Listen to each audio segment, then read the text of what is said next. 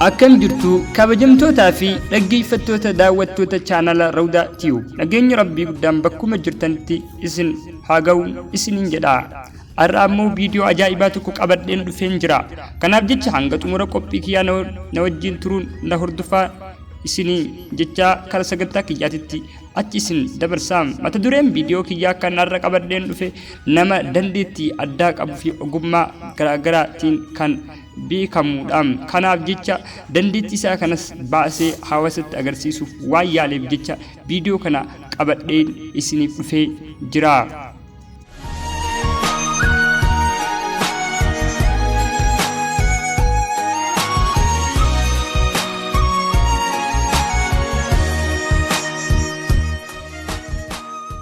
Akkuma argaa jirtan kabajamtootaa fi dhaggeeffattoota daawwattoota Rawdaa Tube, barataa maqaan isaa Muhammad Kiyaar jedhamu dandeettii addaa kan qabu qaama isaa akka danda'etti akka garaagaraatti kan garagalchuu danda'udha. Kana keessaa laphee yookaan lafee harkaa kan dugdaa waliin tuquudhaan akkaataa garaagaraatti kan sochoosudha. Akkasumas morma isaa garanaa garasitti kan jallisuu danda'udha. Barataan Kiyaar dandeettii akkanaa kana kan guyyaa keessa yaalee shaakalaan argate osoo hin ta'in kan uumamaan argatedha jechuun nutti himam. Barataan Kiyaar akkuma viidiyoo kana irratti argaa jirtan morma isaa garanaa garas deebisee sochoosuudhaan dandeettii addaa kan agarsiisedha.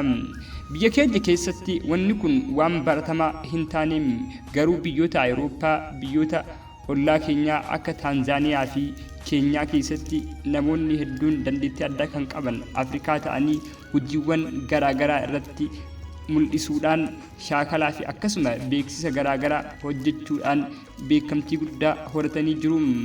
Kanaaf jecha nutis dandeettii nama ofii agarsiisuu waan yaalleef jecha har'aan tana barataa Muhammad Kiyaar dandeettii isaa kana akka nu agarsiisuuf gaafachuudhaan dandeettii isaa kana viidiyoodhaan qabannee isiniif finnee jirra. Akkuma argaa jirtan gurrarraa barataan Kiyaar kan hafuura gurraan baasuu danda'u funyaan fi afaaniin osoo hin taane gurra as'aan gurra tokkoon kan hafuura baasuu danda'udha. Akkuma viidiyoo kanarraa argaa jirtanitti barataan Kiyaar gurraan hafuura baasuu qofa osoo hin ta'in morma isaa sochoosuu fi lafee dugdaa lamaan waliin tuquu kan danda'udha. Kanaaf jecha kabajamtootaa fi dhaggeeffattoota keenya viidiyoo kana qabannee isiniif dhiyeessuu filannee jirra. Hanga xumura qophii keenyaa waan dhaggeeffattaniif galatoomaa. Kabajamtootaa fi dhaggeeffattoota daawwattoota Rawdaa Tube, viidiyoo kana laayik, sheer, sabskiraayib gochuudhaan maatii chaanala Rawdaa Tube ta'uu isin gaafanna kabajaa.